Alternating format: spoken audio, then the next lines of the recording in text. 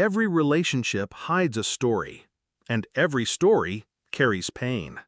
Welcome to Cheating Stories Insights, where truth bleeds through words. The bag of food was still warm in my hand when I pushed open her office door. I expected her surprise, a smile, maybe even a kiss for me. Instead, I found her lips locked with another man's. Not a stolen brush, not an accident, a hunger. His hand in her hair, hers gripping his shirt, both of them lost in a passion I hadn't seen from her in years. They didn't notice me at first. I stood there, silent, the paper bag trembling in my grip, the smell of garlic bread leaking into a room poisoned by betrayal. When they finally looked up, her eyes didn't widen with guilt. She laughed. And when I stepped forward, demanding an answer, the man lunged. A fist, a kick. My body hit the floor hard. Her laughter cut deeper than his blows. Cold, cruel, final. But then, the office door swung open, and their faces drained of color. Shock is a strange thing. It doesn't shout. It whispers. On the ground, pain blooming in my ribs, I stared at them. My wife, smiling only seconds ago, now pale. Her lover frozen mid-step. Why? That question dug itself into my chest like a nail. Why laugh? Why kick me when I was already down? Why wasn't the guilt hidden? It was celebrated. The answer was there, but not yet clear.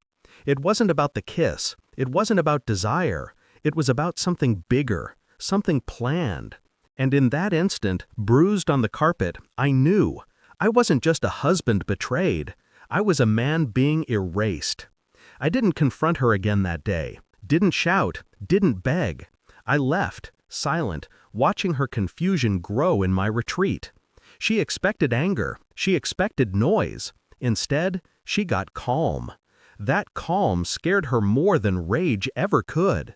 At home, I began pulling at the threads, quietly. Her phone bill revealed late-night numbers. Her emails, carelessly left logged in on my laptop, showed meetings disguised as consultations. Her credit card statement carried hotel charges on weekends she claimed to be visiting her mother. Each discovery cooled me further. I wasn't burning anymore. I was freezing. The truth wasn't just infidelity. It was strategy. She had built a double life, one where I was the obstacle, and he, her lover, wasn't just a fling. He was leverage. The pieces came together with cruel precision. She had been waiting for me to explode, to scream, to hit back, to be the villain in the story she'd already written. A violent husband, unstable, dangerous, the perfect justification for divorce. And her lover? The kick, the attack? It was bait. A staged scene, meant to push me into proving her narrative. But I didn't play my part. I became the audience instead, watching, recording, saving every message, every receipt, every call log, slowly building the story as it really was. And while they thought they were setting a trap, I was writing the ending. The reveal came 2 weeks later. I walked into her office again, unannounced. Same door, same carpet, same smell of polished wood. This time I carried a folder, not food. I laid it on her desk in silence. Phone records, hotel receipts, emails printed in black and white. She didn't laugh now. Her lover shifted uneasily, his jaw tight, his eyes darting to hers, looking for reassurance he no longer found. I looked at her, calm, collected. "You wanted me to lose control," I said quietly. "But I don't need to. You already did." The silence that followed was heavier than any shouting could have been. My revenge wasn't fire, it was ice. I withdrew, stopped funding the life she built on my back. The accounts froze, the rent checks stopped, the credit cards cut. She had her man, let him carry her weight now. Her calls came at night, frantic, breaking down into anger. "You can't do this to me, you'll regret this." I never answered. She began showing up at my door, red eyes, pleading, the laughter gone, replaced by panic. Her lover no longer by her side. Each time I opened the door just enough for her to see my face, calm, detached, Then I closed it again. What stayed with me most wasn't the kiss, or the kick, or even the laughter.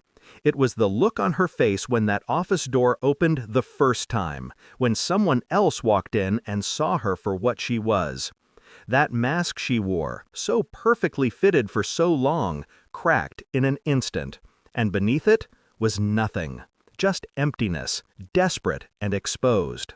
That was the moment I stopped being her husband. That was the moment I became untouchable. Now, when I think back to the bag of food in my hand, the warmth of it fading as I stood in that doorway, I realize it was symbolic. I had brought sustenance, she had chosen poison. And the last thing I ever said to her, the final cut, was delivered with the same calm she once mistook for weakness. Enjoy your new life. You earned it.